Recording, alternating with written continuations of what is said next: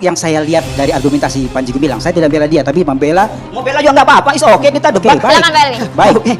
Sejauh argumentasinya tafasahu tawasahu, ya kan? Berjarak di situ. Kemudian di Masjidil Haram orang juga sholat bersama laki dan perempuan. Sampean sudah salah menggunakan dalil hanya di Mekah, di Madinah. Memang Islam itu dari Mekah dan Madinah. Islam itu dari wahyu. Maka di sana ada posisi dan kondisi yang itu darurat, maka dalilnya sampean sudah lemah. Kalau itu membela Panji Gumilang. Kalau itu berdasarkan suatu fenomena di satu tempat, Anda sudah tidak sesuai dengan koridor Islam. Saya minta dalilnya sampean, mana ada dalil Islam itu berdasarkan di Mekah dan Madinah. Dan fenomena di Mekah dan Madinah. Itu kan mesti dalam furu'nya mungkin berbeda. Keluarkan dalilnya. Yang itu Mekah tadi dalilnya itu di mana yang boleh begitu dan bisa jadi dalil di tempat lain. Bukan. Yang saya ingin katakan adalah bahwa ada orang sholat sejajar laki dan perempuan. Sebentar, kalau orang nggak ada masalah dalilnya, ini kan kita bicara dalil. Dalilnya, Saya orang pertama yang barangkali di Indonesia ini menyatakan prihatin. Dan karena itu tidak setuju ada kata-kata sesat dan noda, agama ternoda.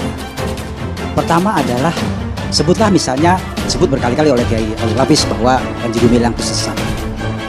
Kalau implikasi sesat apa? Di dalam Islam, kalau orang sesat itu adhalun, pasti masuk neraka. Yang menentukan orang masuk neraka itu cuma satu, pemilik neraka, Allah Subhanahu wa Ta'ala. Tidak ada satupun di antara kita yang hadir di sini, di luar sana, di Indonesia, di dunia ini yang berhak menyatakan seorang manusia sesat nanti di akhirat. Nah, nasib kita aja belum jelas di akhirat nanti. Kenapa sekarang kita sudah melakukan justifikasi kepada nasib orang di akhirat? Sesat itu biarkan Allah Subhanahu wa Ta'ala yang menentukan, bukan kita. Yang kedua, agama ternoda, Allah ternoda. Ini gimana logikanya? Kok Allah bisa ternoda gitu loh? Allah itu kan maha tinggi. Subhanallah. Allah berfirman saja malaikat pingsan. Hanya Jibril yang mampu mendengar firmannya. Tiba-tiba kita anggap ternoda. Ya kalau Allah ternoda, dianggap ternoda, Allah suruh datang ke Polda Metro Jaya aja bikin laporan. Ya kan? Laporkan siapa menodai dia. Kan nggak mungkin. Karena itu ketika kita melakukan personifikasi pada Allah Subhanahu wa Ta'ala sampai mengatakan Allah ternoda, agama ternista. Coba agama yang berisi nilai-nilai yang sangat tinggi, sangat luhur bisa ternista. Oh kalau gitu kita menganut satu nilai-nilai yang bisa ternista dong. Itu nggak masuk dalam logika saya. Perilakunya dianggap nyeleneh Pak Kiai di lingkungan pondok pesantren, harusnya nggak ada salahnya. Kalau misalnya saya Panji Gumilang dianggap nyeleneh, sebut nyeleneh. Kalau dianggap bersalah, biarkan pengadilan yang menyatakan dia bersalah. Jangan bilang dia tersesat, jangan bilang dia ternoda. Boleh saya jawab? Nah, gitu. Silakan. Ya. Baik. Kata nista itu sudah ada kok, di undang-undang juga ada, nanti Bang Egy bisa nyampaikan soal nista. Di bahasa Indonesia juga ada nista. Orang yang anggap kita itu tinggi kemudian direndahkan itu namanya menistakan. Bahkan bukan hanya berkenaan dengan keagamaan, tokoh pun yang itu dianggap itu tinggi kemudian direndahkan itu menistakan.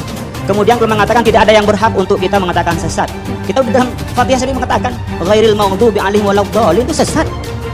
Jadi beda dengan cara berpikir filosofis dengan berpikir tentang hukum. Dan kita ketika menghukum bukan berarti kita suci, tapi Allah sudah memberi ketentuan. Seperti hurrimat alaikumul maitatu waddamu. Allah mengatakan haram, masa kita nggak berani mengatakan haram? Udah ini berarti orang yang menyimpang ini sudah waladdallin. Dan kita sudah mempunyai kerangka dan itu dilakukan dengan cara musyawarah. Kalau tidak masuk akal terserah. Kami punya akal juga, punya logika sendiri juga. Logika fikih beda dengan logika falsafi. Silakan. Pak Helmi. Coba sekarang. Tadi Pak Kiai bilang katanya MUI punya 10 indikator orang tersesat. Apakah ada jaminan kalau saya melanggar satu saja indikator lalu saya masuk neraka? Emang siapa pemilik neraka? MUI. Tes. Ini beda antara masuk neraka dan kata-kata sesat, Mas. Nah, Jadi tidak setiap yang sesat itu masuk neraka. Yang menentukan neraka Allah. Allah kalau mau mesti maaf tidak, tapi ada kerangka hukum, Mas. Siapapun yang berzina itu dosa. Kalau orang mengingkari bahwa zina itu adalah haram, dia tidak mengatakan tidak haram, itu sesat, Mas. Tapi mungkin Allah memaafkan, itu soal masuk neraka, soal hukum lain lagi, Mas. Jadi jangan disamakan antara masuk neraka dan ketentuan hukum. Monggo. berarti kan Allah Subhanahu wa Ta'ala menyatakan ya ad-dhalut, sesat, ya kan? Itu adalah terma dari Allah Subhanahu wa Ta'ala. Siapa yang masuk dalun? Ya hanya Allah yang tahu, kan begitu ya? Benar. Ketika orang melanggar yang haram, dia hanya melanggar yang haram, dia fasik, kan gitu ya? Bahwa kemudian setelah dia, dan dia berdosa tentu saja, misalnya berzina, setelah dibuktikan dengan 4 saksi dia berzina, dilihat bahwa ternyata penisnya masuk ke dalam vaginanya seperti kata hadis ya, seperti timba masuk ke dalam sumur, begitu kan, dibuktikan dia berzina, dia berdosa. Kalau sudah terbukti dia dirajam, ya kan? Bahwa kemudian setelah dia berdosa, apakah dia masuk neraka atau masuk surga, itu urusan Allah Subhanahu wa Ta'ala. Pernah nggak kami menyatakan soal masuk neraka? Kan nggak pernah. Kesesatannya Anda membantah yang tidak kami katakan. Anda membantah dalam hayalan Anda sendiri. Ya, saya mengatakan Anda sudah bisa memahami yang kami sampaikan. Kalau orang berzina itu haram, Mas. Betul. Kalau dalam ajaran kami itu bilang haram, lalu Anda bilang zina nggak haram, itu sesat, Mas. Oh. Beda dengan pekerjaan haram itu Anda melaksanakan haram, kemudian Anda mengingkari yang haram itu sesat, karena sudah jelas. Soal masuk neraka, belum tentu yang namanya Allah yang tahu, tapi Allah memberikan koridornya dalam Ukuran hidup ini. sesatnya Pak Kiai ya? Sesat yang Anda Oke, maksud saya seperti apa, Pak nggak Kiai? mengatakan Makanya sesat. ukuran sesat apa? Kalau menurut Anda Sekarang seperti apa? kalau kita kembali pada kasus saya Panji Gumilang, Oke, monggo. satu saja, mari kita bahas. Oke, monggo. Apa yang membuat beliau menjadi dianggap tersesat oleh MUI? Saya katakan indikasi. Makanya kami mengatakan kita ini sedang proses finalisasi. Indikasi sesatnya adalah ketika menafsirkan Al-Quran tidak mengikuti pagu dan kaidah dalam ilmu tafsir. Dia ngarang sendiri. Ketika mengatakan tafasahu fil majalis diartikan dengan dia distancing, physical distancing dalam sholat. Kemudian dimaknai dengan hadis Nabi minal muslim muslimat mu'min mu'minat. Ini kan berdampingan lafadznya. Lalu dimaknai di dalam Al-Quran dalam sholat seperti itu. Itu namanya menyimpang, Mas. Kalau mengerjakan. Tapi ketika dia itu menyalahin seperti ini dan itu kekeh dengan merasa benar tidak pernah dikatakan oleh para ulama, dia sudah qala fil Quran bi ra'yihi. Nabi mengatakan faliyatabawa maq'atu minan nar. Bukan Khalil yang ngomong. Jadi kalau kami menetapkan hukum, itu bukan kami yang bikin hukum. Kami ini meneruskan dan mengartikan wahyu. Monggo.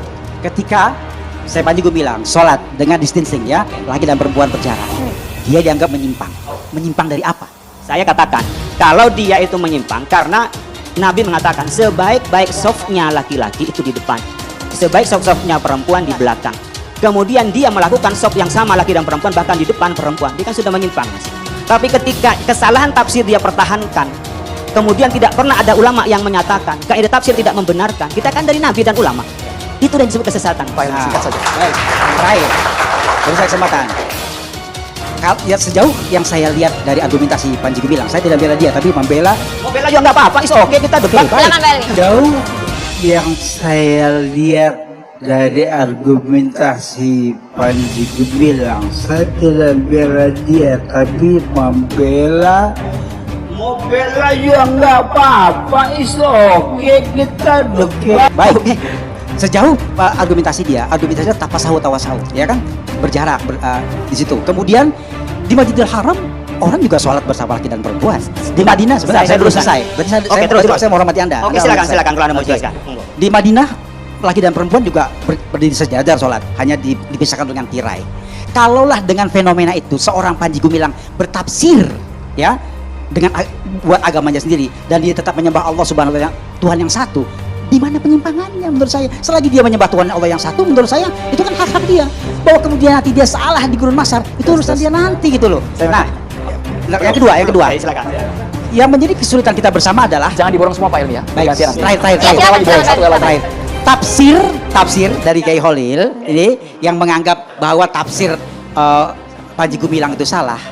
Yang saya prihatinkan adalah kemudian ditebar itu di Twitter, di medsos dan sebagainya. Maka masyarakat Indonesia yang tidak semuanya secerdas dan sepandai Kiai Khalil itu menangkap salah. Karena kan nggak mungkin kalau itu bisa dilepas dari MUI. Nggak mungkin saya sebagai Khalil, Oke. tapi juga sebagai Langsung Pak Kiai boleh? Pertama, sampean sudah salah menggunakan dalil hanya di Mekah, di Madinah. Memang Islam itu dari Mekah dan Madinah. Islam itu dari wahyu. Maka di sana ada posisi dan kondisi yang itu darurat, maka dalilnya sampean sudah lemah. Kalau itu membela Panji Gumilang. Kalau itu berdasarkan suatu fenomena di satu tempat, Anda sudah tidak sesuai dengan koridor Islam.